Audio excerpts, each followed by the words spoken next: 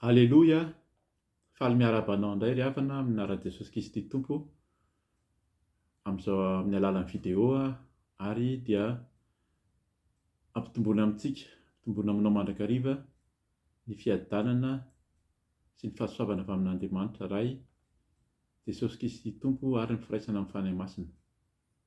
Alohan'ny ivavahantsika miatrahantsika izao fizarana izao indray dia omena ny lohateny izay hitondrantsika ny fanazavana ny teny avy amin'ny fanahy masina. Hoy indray zany ny Tompo amintsika androany, fanontaniana izay apetraky ny maro moa zany ity tsy amintsika amin'izao fotoana izao ihany fa hatramin'izay efa nandehanan'i Jesosy nanirahan'ny mpianany zany dia efa izay fanontaniana mipetraka hatramin'izay ka hatramin'izao hoe amin'ny anaran'i Jesosy ato hoe iza ary aiza ihany ilay Yesoa Masia.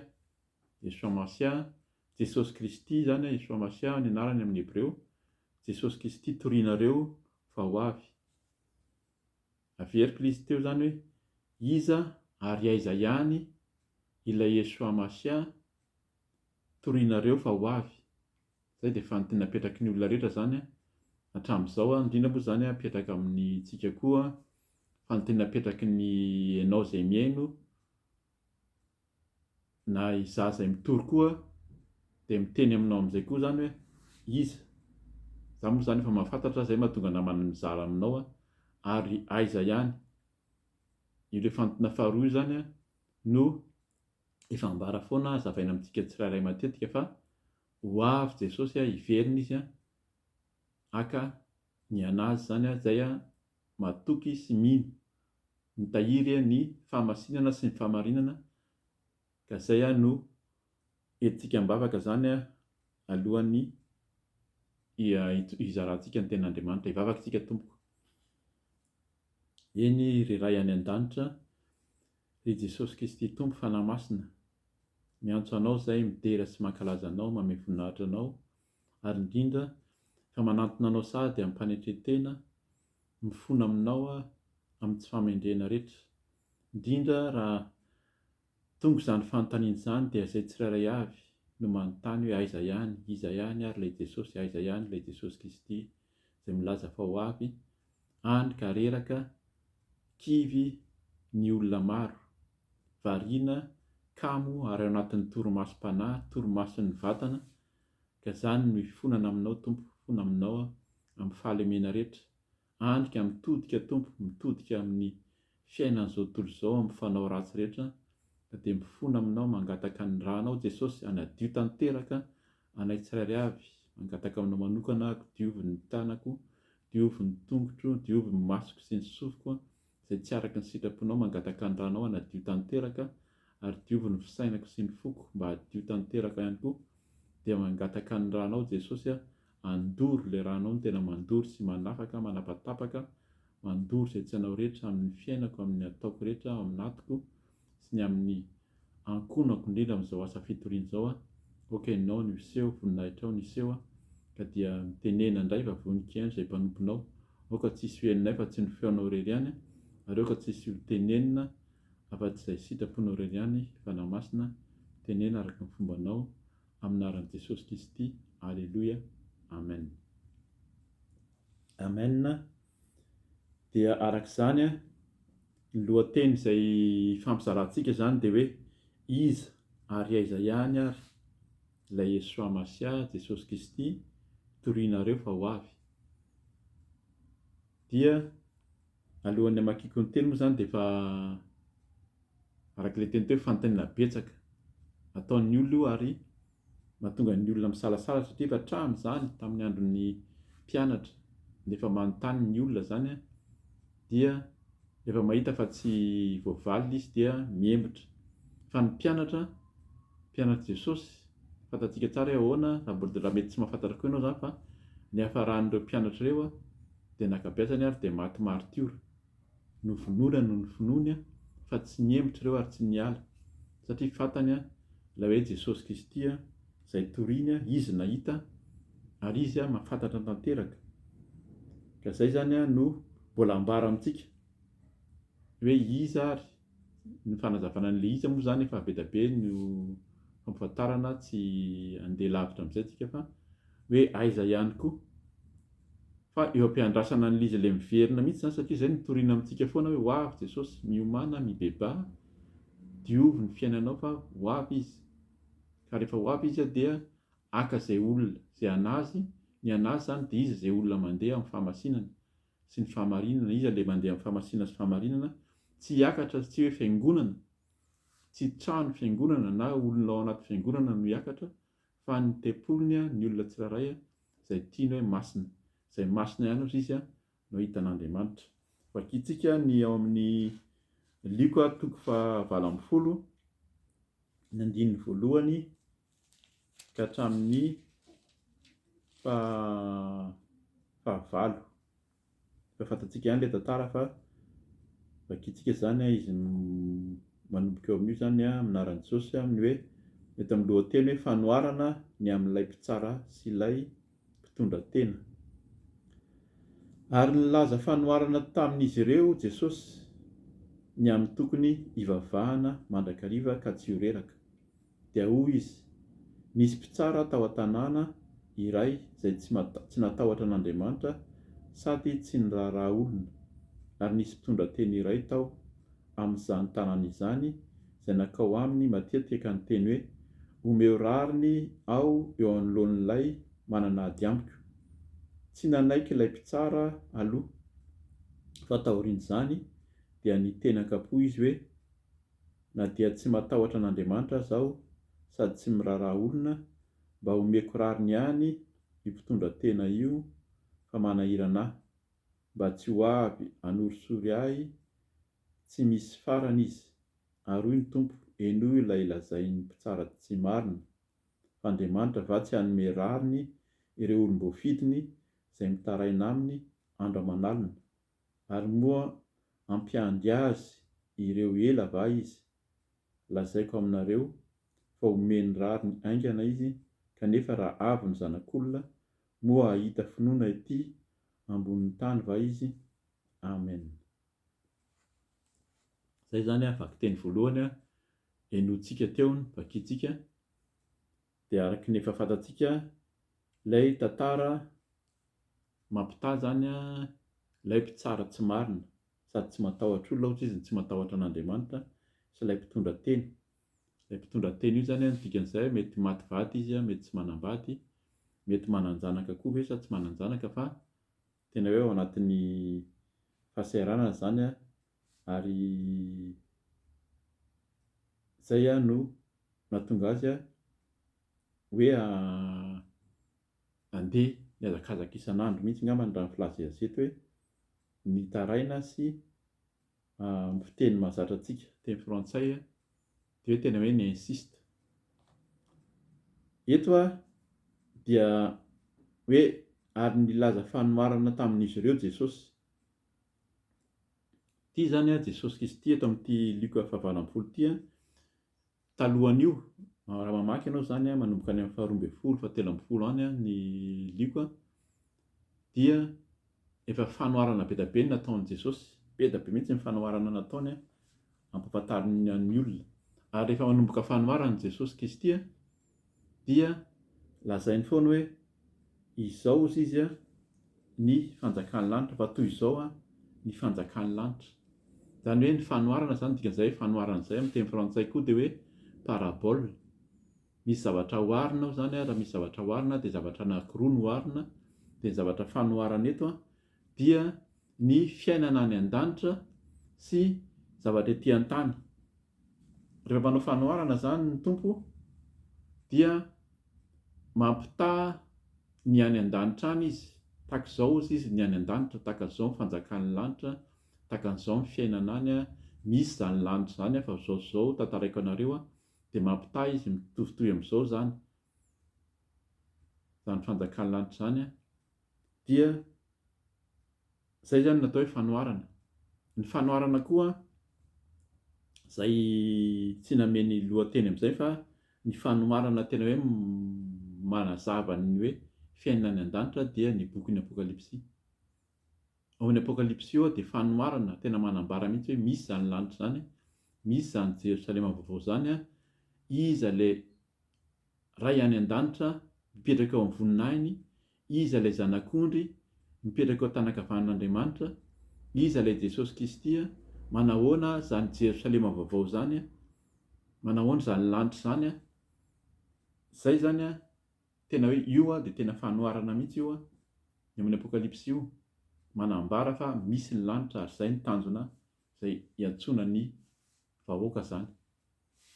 Dia eto zany le fanontaniana, iza ary aiza ihany? Dia Jesosy moa zany efa fantatsika fa izy a ilay nanolotra ny ainy teo amin'ny hazo fijaliana, dia ny mpianatra nahita anazy, nafantatra azy a, dia nahita azy niakatra tany an-danitra, dia hoy ny anjely hoe tahaka ny nahitanareo azy niakatra iny any mbola hiverenany, haka anareo. Jesosy koa mitantara an'izany, vakintsika kely a eo amin'ny Luka 1:20 kely eo ny amin'izany. Fa zay zany a no tokony tena fantarintsika hoe aiza ihany ary, eo a no tena hoe fakapana amin'ny olona. Any amin'ny Luka, any amin'ny Matteo 5:20 a, dia fantatsika ny amin'ilay virjiny 5 adala sy endry hoe aiza ihany. Ny andry a na dia efa niomana ihany ary a, dia samy resy tory. Eo zany a mila mitandrina mihitsy fa zay a no mahavoa ny olona ankehitriny. Tsy hita ilay Jesosy, tsy hita ilay Andriamanitra any amin'izay misy hoe aiza ny misy an'izany famantarana zany, hany ka mihazakazaka ny olona mamonjy famantarana hoe ino misy mpanompon'Andriamanitra hono manao fahagagana, manao famantarana, dia manao zavatra hafa mihitsy ny zavatra fanaony, fa any misy, any angambany le Andriamanitra, any angambany le Jesosy Kristy, izy angambany iny, misy dia miteny mihitsy hoe izaho le izy. Dia mihazakazaka makany ny olona satria miteny efa naheno ihany koa aiza ary iza ary izy, iza ary izy, zay fanontaniana. Fa ny fanoharana nataon'ny Tompo a, ary Jesosy moa dia niteny mihitsy hoe ny fanjakana lanitra dia eo afovoanareo, efa eo aminareo izy, eo afovoanareo. Iza ilay izy? Tamin'izay izy niteny zay, Jesosy mihitsy niteny hoe izy ilay Jesosy Kristy, izy ihany ilay fanjakana lanitra, ary izy ihany koa ilay niteny fa izy ilay lalana sy fahamarinana ary fiainana, tsisy makany amin'ny ray, tsisy makany an-danitra afa-tsy amin'ny alalany. Any amin'ny Jaona 4:40 any zany misy an'izay. Ka zay a no mila hitandremantsika zany amin'izao fotoana izao a, dia variana ny olona satria tsy hita ilay hoe Jesosy Kristy milaza fa hoe ho avy. Izay torianareo hoe ho avy Jesosy, nefa aiza ihany? Fa betsaka no nitory zay, fa nareo koa mbola miteny ankehitriny dia kamo ny olona malaina, ary indrindra miandry ilay valim-bavaka. Satria moa zany hoe ilay valim-bavaka amin'ny olona matetika dia vahaolana amin'ny fahasahiranana, vahaolana amin'ny zavatra hita etỳ tany ety. Fa ny tena takian'ny Tompo dia ny ahavelona ny fanahintsika ho tafiditra any an-danitra. Zay zany a tonga dia raisiko eo amin'ny andininy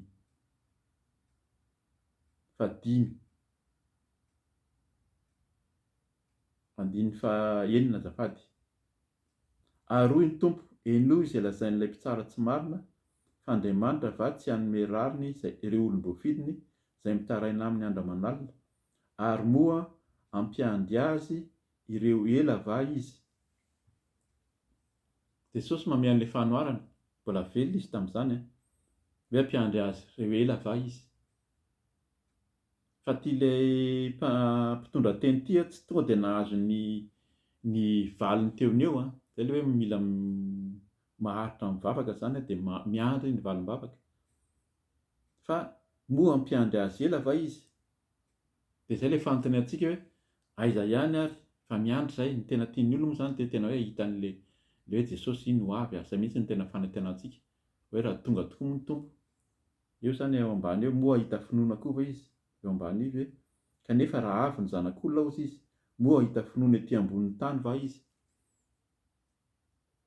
Satria eo zany no vakintsika manaraka hoe ahita finoana tokoa, hoe hiandry an'ilay valim-bavaka, hiandry an'ilay fahasoavana etỳ tany fotsiny, any ka manaraka olona na miandry Ny mirakla moa zany manao fahagagana ny tompo, manao mirakla, manao fahagagana ny tompo, fa zay no iazakazan'ny olona matetika ka any ka voafitaka ny olona satria tsy maharitra raha sendra tsy mahazo an'izy eo na mahazo satria ny devoly koa mahay, ny satana mahay fantatsika tsara fa zay no tena ataony aty an-tany, manao zavatra betsaka ary izy. Ary zay vakintsika eo amin'ny Salamo 7:7 fa eo ilay fakapanahy izay nahazo any Asafa nanoratra ny Salamo io zany. Vakintsika aloha zany ny Lioka 1:20 ny 7 ka hatramin'ny 7:10 ahafantarantsika hoe maharitra tokoa ohatran'ny ahoana moa zany ilay fiandrasana, zany hoe fiverenan'ny tompo amin'ny fiaviany. Vakina amin'ny anaran'i Jesosy amin'ny lohateny eto amiko eto hoe ny famantarana ny haviany farany. Zany hoe misy farany zany Jesosy nefa ho avy, mety ho avy alohan'ny farany ve izy, amin'ny faran'ny fiainantsika, ny farany koa mety hoe ny fahafatesana ny tsirairay avy. Fa ny farany eto dia ilay farany izay ambaran'ny tompo. Vakina amin'ny anaran'i Jesosy zany ao amin'ny 7:20 no eo amin'ny Lioka ihany. Ary nanontany azy izy ireo hoe mpampianatra, raha oviana no avy izany, ary inona no famantarana rehefa tonga izany? Dia hoy izy, Jesosy zany namaly, mitandrema fandrao voafitaka ianareo, fa maro no avy amin'ny anarako sady laza hoe izao no izy, ary koa efa akaiky ny andro, koa aza manaraka azy. Raha andre ady sy tabataba ianareo, aza matahotra fa tsy maintsy ho tonga aloha izany, nefa tsy mbola miaraka amin'izay akory ny farany. Ary raha hoy izy taminy, isy firenena hitsangana mely firenena, isy fanjakana hitsangana mely fanjakana, isy horohorontany lehibe sy mosary ary arety mandringana any amin'ny tany samihafa, ary isy zava-mahatahotra sy famantarana lehibe avy any an-danitra. Zany mbola nitenenin'i Jesosy koa zany amin'ny fiavian'ny farany. Any amin'ny Matthieu 4:20 tsy vakintsika fa manazava ny amin'izay koa. Ary ny fiavian'i Jesosy ozy izy dia tahaka ny tselatra izay avy any andrefana mankany atsinana na ny avaratra mankany atsimo, tena mandalo aingana, fa tsy misy miteny hoe ity izy na ity aho, zah le Jesosy. Raha misy olona miteny an'izany zany dia efa tokony hieritseritsika hoe iza no arahantsika, sao dia ho tonga any amin'ilay fandinganana. Tena izy moa zany dia ny hidirantsika any an-danitra, any amin'ny fanjakan'ny lanitra arak'ilay fanoharana teo. Na ianao zany tafiditra any an-danitra arak'izay fanoharana izay, izay no tian'ny tompo atao foana Jesosy Kristy. Mibebà dia mandehana araka ny fahamasinana, ny fahamarinana, miala amin'ny fahotana, amin'ny fahavetavetana, amin'ny fijangajangana, amin'ny lainga, amin'ny fanompoan-tsampy, fa zay na hidirantsika any an-danitra. Fa raha tsy izany ozy izy any amin'ny Apokalipsy araka ny teny teo, io no tena fanoharana koa. Ao amin'ny Apokalipsy raha tsy izany ianao izy dia ho any amin'ny mirehitra afo, any amin'ny farihy afo. Ho tsaraina araka ny asany avy ny olona, tenin'ny tompo zany. Zay zany ilay fanoharana, izay araka ny teniko teo, be dia be ny fanoharana efa nataon'ny tompo aloha. Misy zany ny fanoharana hoe ny vary sy ny tsiparifary. Efa nahoana izay mahatonga ny olona tsy maharitra zany. Efa maninona moa zany ilay tsiparifary no ohatran'ny tena ohatran'ny hoe mitombo be dia lasa lava be noho n'ilay vary vetivety ary. Fa maninona no tsy nongotana, fa hozy ny tompo avelao ireo samy anireo ihany. Fa any aoriana any hongotana ireo dia hodorana ho may zany ireo. Mora ho hita ihany. Dia indray zany ny ratsy ohatran'ny hoe hita aingana ny ohatran'ny hoe mitsara sy miroborobo, fa ho levina ary tonga afo mandevina. Jesosy moa zany araka ny teniny koa fa hitondra afo izy, hitondra afo mihitsy izy andevina ny ratsy zany. Ka izay no mila hitandremantsika zany arak'ilay fanontaniana teo, iza ary aiza. Ilay iza zany dia arak'izay ilay tenintsika teo, Jesosy dia vakianao ato amin'ity baiboly ity zany, indrindra ato amin'ny testamenta vaovao. Amin'ny testamenta taloha koa efa manambara anazy. Ity baiboly ity zany tsisy afa-tsy Jesosy no ambarany ato. Fa ny tena ahafantarantsika azy raha ohatra zao anao zany vao manomboka hoe mandray an'ny tompo dia vakio ny Matthieu, Marc, Luc, Jaune ny asan'ny apôstôly ny indrindra ahafantaranao iza moa aloha Jesosy, dia tohizanao hatramin'ny farany io ho fantatrao fa ay ilay Jesosy Kristy, io ilay zanak'Andriamanitra, io no tena mpamonjy sy mpanafaka ary ny fanjakany dia tsy etỳ an-tany.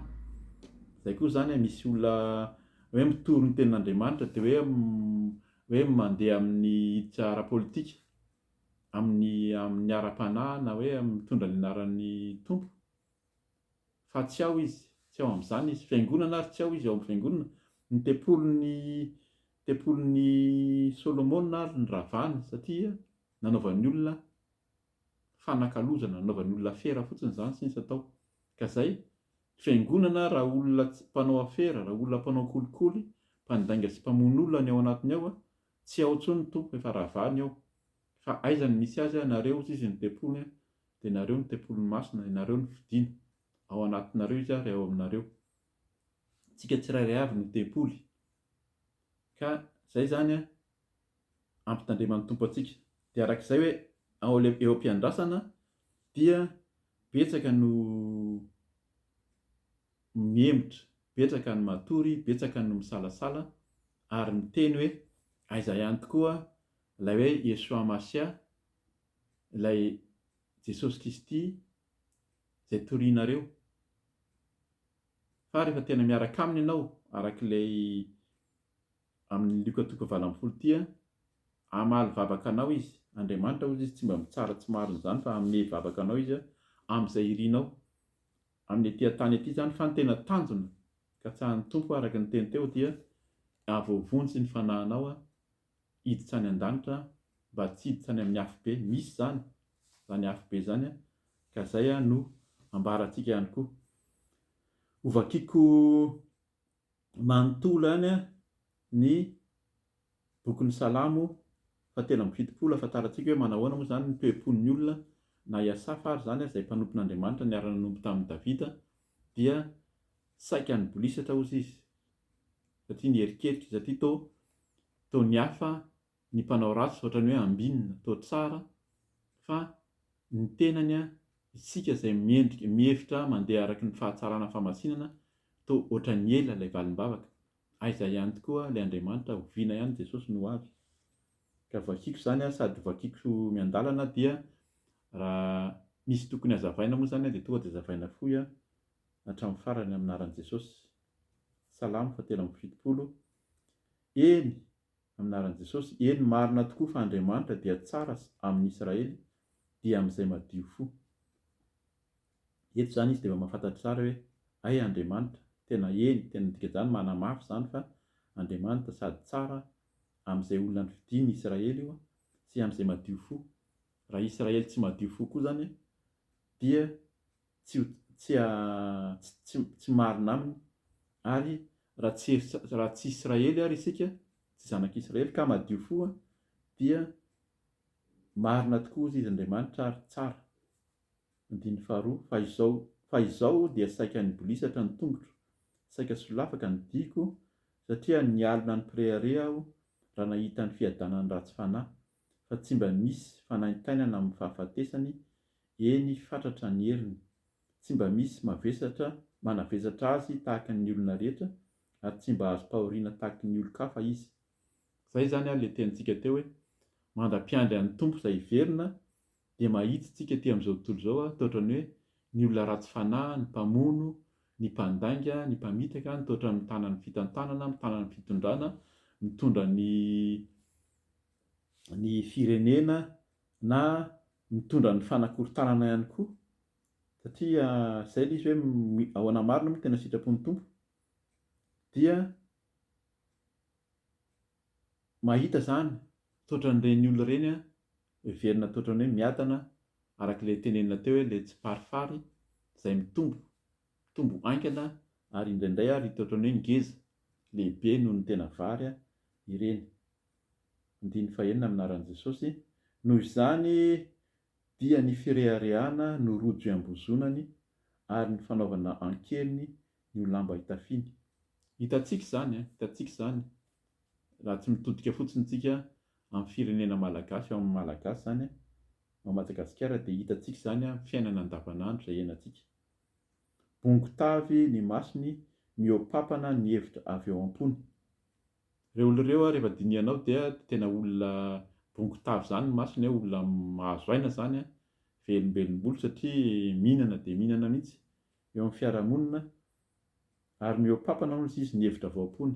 Manao resaka tsara izy, eo zany na mpanao politika izy na mpanompon'Andriamanitra, kanefa tsy mihevitra afa-tsy ny tenany. Eo miverina kely amin'ny mpanompon'Andriamanitra eto zany, tsy hoe hifanenjika amin'ny samy maha-mpanompon'Andriamanitra, fa misy mihitsy amin'izao fotoana izao dia ilay mpanompon'Andriamanitra indray ny ondry, mpiandry ondry, mpikarakara ny ondry, ny antsoina ny zanaka ny mpanompon'Andriamanitra, fa ireny ondry ireny no tangosany zareo. Ireo no volosany eo ameo ny fahafolo-karena, efa tsy mihinana ireo olona mbola takiana fahafolo-karena. Manao anniversaire ny mpanompon'Andriamanitra, ny pasteur, ny bisopy, dia ny olona no manao cotisation, dia manao rakitra manokana ho azy. Nefa ilay olona ireo tsy mahantra, tsy mihinan-kanina, tsisy manao rakitra, fa ilay olona ireo ihany mbola manao rakitra dia mandoha vola.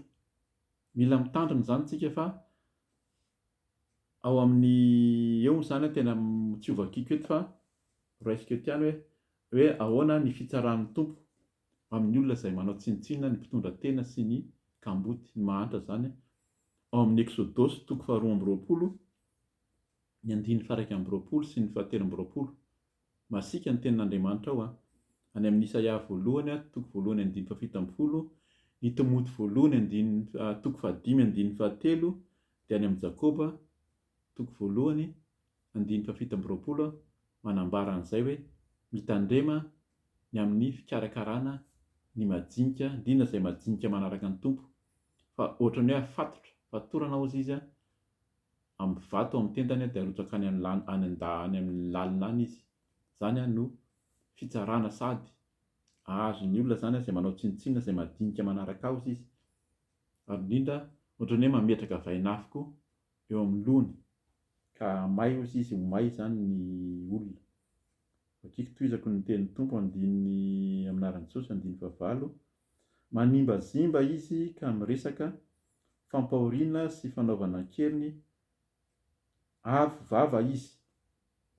Zay zany io ilay resaka hoe mila mitandrina moa zany tsika, hoe avo vava ny dikan'izany, tena olona manao tsinontsinona ny olona, ohatran'ilay mpitsara tsy marina teo mihitsy, hoe sady tsy matahotra olona no manao tsinontsinona olona ary mamono, indrindra ny majinika moa zany no tena hoe voatsindry eo, ka izay no mila hitandremantsika zany. Eo zany no fanaon'ireo olona, ilay olona ilay hoe tsy parifary zany, izay verina fa miendrika sy hoe milamina ny fiainany, dia zany nefa mifanaona. 9:7 amin'ny anaran'i Jesosy, manao vava manakatra ny lanitra izy, ary ny lelany dia mandeha mitety ny tany. Zany efa tsy menatra intsony izy, araka n'ilay teniny teo hoe aiza moa zany, aiza ihany ilay Yeshua Masia, aiza ihany ilay Jesosy hoe hiverina. Zany hoe vava manakatra ny lanitra zany dia manao tsinontsinona n'Andriamanitra mihitsy. Tsy misy akory zany lanitra zany, tsy misy zany Andriamanitra zany, fa dia manao izay tiany izy, manao izay danin'ny kibony. 9:10 amin'ny anaran'i Jesosy, izany no itodihan'ny olony akany aminy ranobe no goiny ireny. Dia izay no mahatonga ny olona mihazakazaka. Raha misy resaka olona amin'ny resaka politika, tsara ny resaka politika moa satria tsy maintsy miaina ao anatin'izany tsika. Mitondra ny olona, ahoana moa zany ny hatsara ny fiainan'ny vahoaka, tsara ny fiainan'ny zanak'olombelona, fa asainy migoka ny ranobe hozy izy. Zany dia resabe zany, efa tenenina eo aloha zany, hoe mitodika any aminy olona satria dia indray meny zavatra izay verina hoe azo sotroina eo eo. Fantatsika fa Jesosy izy no nanolotra ny rano, dia ny rano hozy izy ny tena fisotro. Dia raha misotro ny rano isika hozy izy dia tsy hangetaheta intsony. Ao amin'ny Jesosy Kristy ihany no misy an'izany. 9:12 amin'ny anaran'i Jesosy, ka hoy izy, ataon'Andriamanitra ahoana no fahalala, ary moa mba misy fahalalana ao amin'ny avo indrindra. Dia efa miteny mihitsy zany, manao izay tiany ataony zareo, manara-po any ambadika any, mieritreritra izy tsisy mahita, Fa Andriamanitra hozy izy dia tena mandinika ny fo sy ny vo. Mahafantatra ny ao am-pontsika izy tsisy miafina ianao mieritreritra hoe manao izay tianao atao, indrindra rehefa izay no tena mampatahotra amin'ny fanarahana ny tompo rehefa manaraka an' Jesosy fantany, fanahy masina indrindra mampafantatra anao rahateo moa izany raha tsy mety ny ataonao dia efa mibebaka ianao.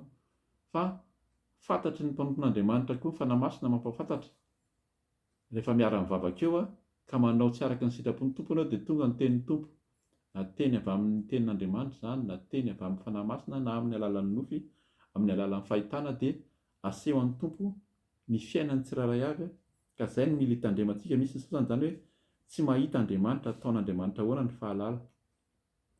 Ary moa misy fahalalana ao amin'ny avo indrindra. Mieritreritra mihitsy ny olona hoe tsy mahafantatra na tsy mahalala ny tompo any amin'ilay avo indrindra izany dia io ilay avo indrindra eo dia ilay Andriamanitra ilay ray any an-danitra any. Any avo indrindra izany mahafantatra ny hoe avo indrindra izy nefa tsy heveriny fa tena mahita tokoa. Na ny ao am-po tsy miloaka ary ozy izy araka ny teny teo ny vo dia fantatry ny tompo. 12 Indro ireny dia olona ratsy fanahy, miadana mandrakariva izy ka mitombo harena. Izay izany izy hoe olona ratsy fanahy ohatran'ny hoe miadana izy dia mitombo harena, fa izay ilay hoe harena ety amin'izao tontolo izao. Raha vao mifaninana mitady ny harena ety amin'izao tontolo izao, izay izany mila mitandrina. Mpanompon'Andriamanitra izy, tantana fiangonana, marina izy mety manao fahagagana, mety manao zavatra lehibe, fa miaina ao anatin'ny mitovy amin'ny rehetrarehetra, mandeha araka ny fiteny hoe Rolls Royce, Mercedes, villa be firy no ananany, nefa ny olona ao anatiny ao mahantra.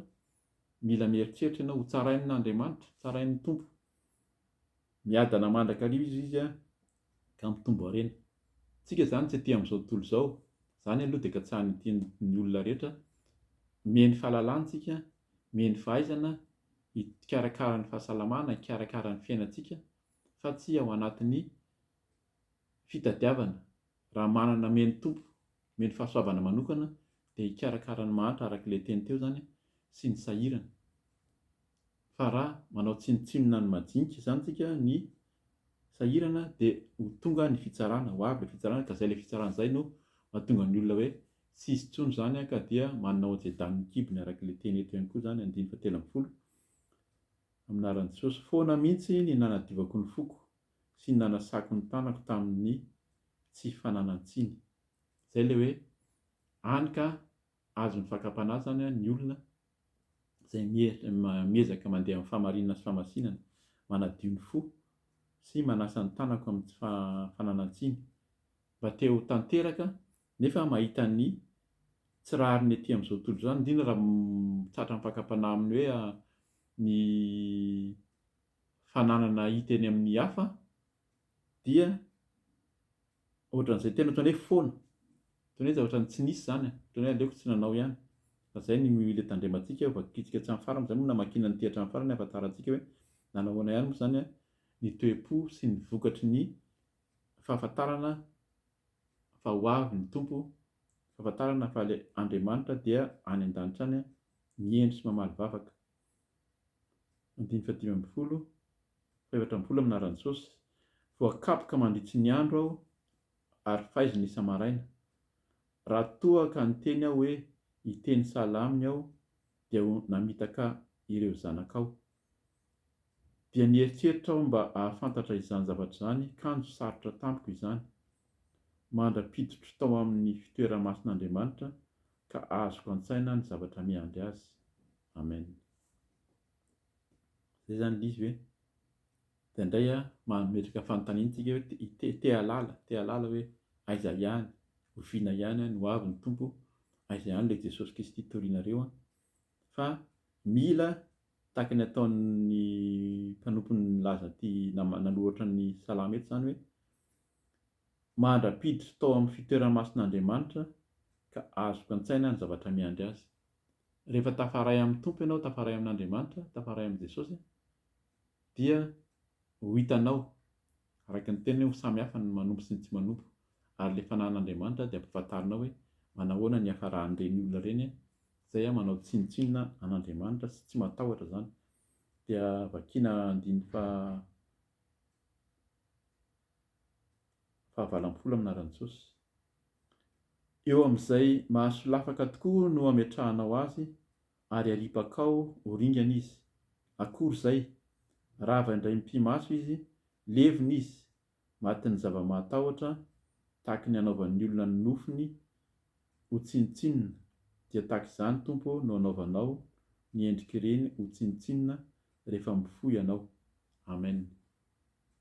Rehefa mifoy ianao, nataon'ny garantie moa izany ty ianao Andriamanitra Jesosy Kristy.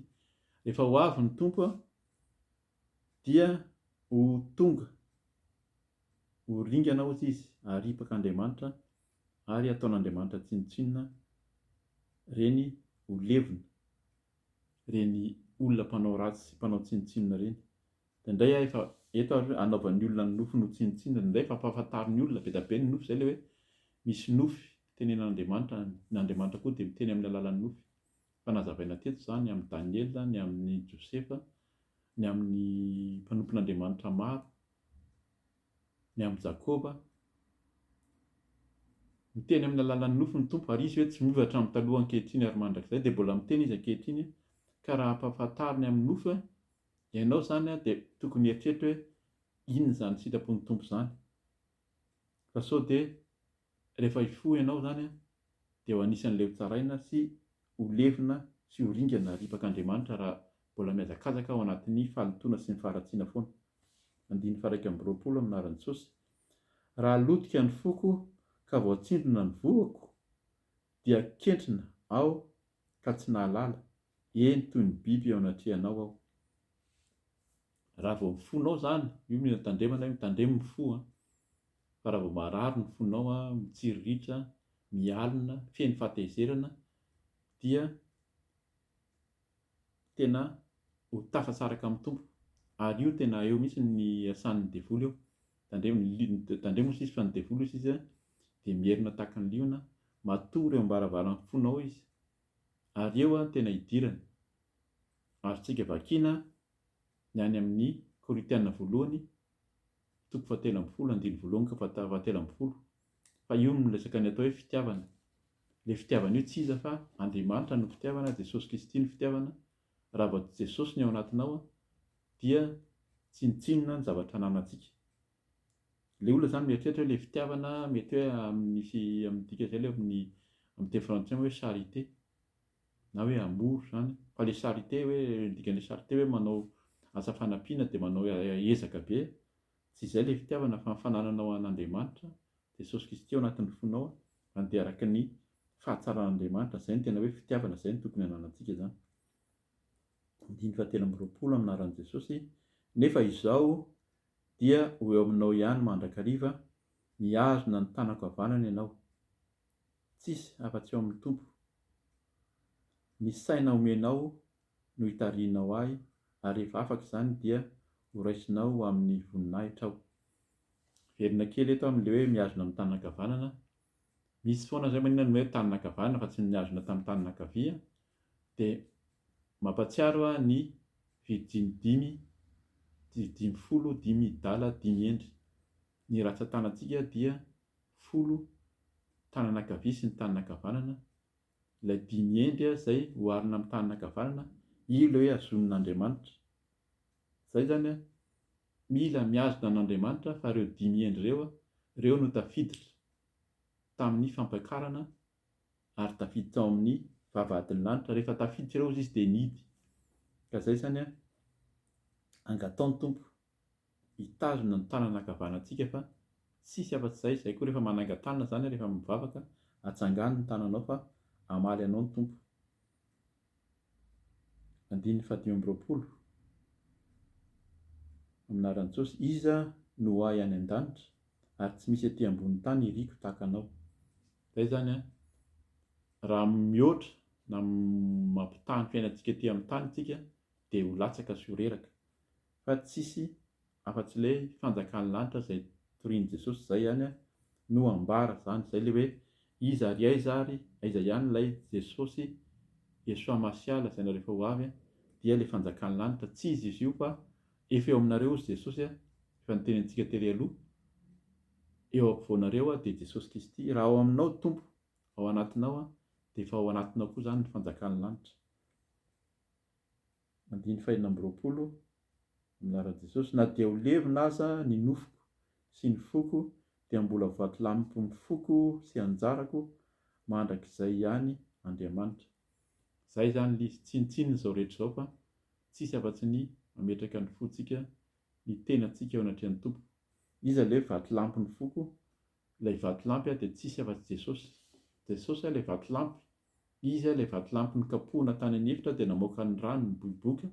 Ao aminy any misy ny rano ary tsy hangetaheta intsony ianao izy fa tena hoe isotro ny rano velona. Dia ny ranonaina izay any an-danitra any koa. Vakiantsika any amin'ny Apokalipsy zany any amin'ny Genesisy no resahana ny ranonaina, ny hazonaina, dia any amin'ny Apokalipsy izy mbola miteny an'izay koa, ny hazonaina sy ny ranonaina. Ka izay zany no ambara eto, tsisy afa-tsy ilay fiainana any an-danitra no tadiavintsika, fa na ho levina aza hozy izy ny nofoko sy ny foko dia ho vatolampy ny foko, dia mbola ho vatolampy ny foko sy anjarako mandrakizay ihany Andriamanitra. Mila maharitra mandrakariva isika, mitahiry zany mitazona ny tompo amin'ny tanàna ankavanana tokoa.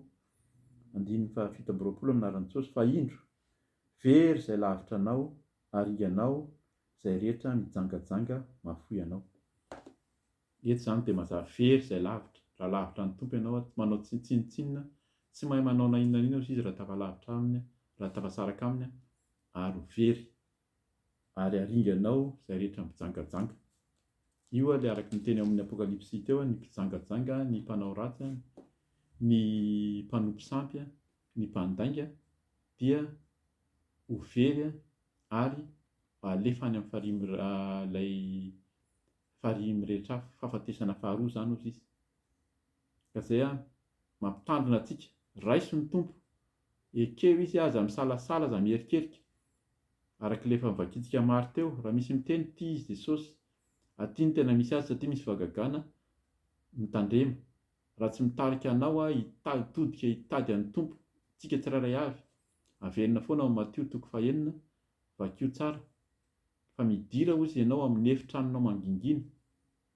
Dikan'ilay mangingina amin'ny teny frantsay amin'ny efitra secret zany, hoe chambre secret, ohatrany hoe miafikafina mihitsy ary, fa ny tompo izay mahita anao mangingina hamaly anao.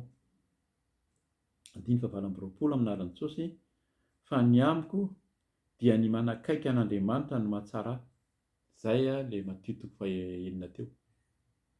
Zay no mahatsara antsika, mitady azy andro aman'alina fa tsy mitady olona, tsy manaraka olona, tsy manaraka anaram-piangonana, tsy manaraka izao tontolo izao indrindra.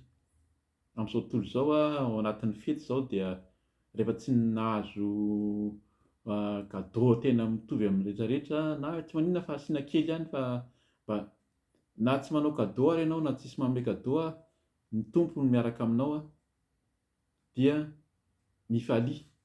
Fa rehefa ao aminao ny tompo, izy ny tena fanomezana tsara indrindra, ary izay omeo amin'ny olona.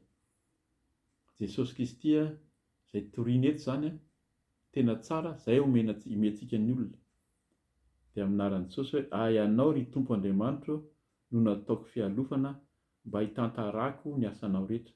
Zay mihitsy, zay tenenina eto, hitantarako ny asanao rehetra. Zay zany nomena ny olona, ianao ry Tompo Andriamanitra no nataoko fialofana. Hoe izy ilay fialofana, izy ny dikan'izany fialofana izany, zavatra tena hoe misy ny ampy ao, misy zavatra tsara ao, tsy azon'ny orana, tsy azon'ny tafio-drivotra. Ka rehefa tratran'izay santsika ao anatin'ny fiadanana, fiadanam-po, fiadanam-panahy, fiadanam-batana koa ao amin'i Jesosy Kristy, dia hitantara isika, tantara ny asan'ny tompo amin'ny fiainantsika, amin'ny olona. Ary izay ilay toriantsika hoe aiza ihany ilay Yesoa Masia izay torianareo, dia hozy ianao hoe ato amiko izy dia ho zaraiko aminao, fa raiso izy. Fa raha raisonao dia ho hitanao fa efa velona izy ary efa tonga aminao. Fa ho avy izy, izay ilay fantatrao ny tenin'Andriamanitra, dia izay voatenina aminy amin'izay hoe ho avy izy eny amin'ny raon'ny lanitra handray izay azy ihany. Ka dia izay ny tenin'ny tompo, fampiarezantsika androany, mety lavalava androany, fa voninahitra ho an'Andriamanitra, dia mahereza hitady an'Andriamanitra amin'izao faraparan'ny taona izao. Izao moa zany mois de décembre zany, volana décembre no izarako ny tenin'Andriamanitra, dia mitadiava ny tompo, fa ho hitanao ny voninahiny aza misalasala. Enoy ny fampaherezana, betsaka ny fampaherezana amin'ny zao ho avy Jesosy zao, na fidona vavolombelona, na filazana fahitana, na fanazavana ny tenin'Andriamanitra. Misy lesona ihany koa ary dia ihainoy ianaro mahazo toa mamaky ny tenin'Andriamanitra, mivavaha tahaka an'ilay mpitondra tena teo fa tsy hitaredretra ny tompo fa hamaly anao. Voninahitra amin'Andriamanitra irery ihany dia manao velomanao amin'ny anaran'i Jesosy Kristy Tompo. Alleluia. Amen.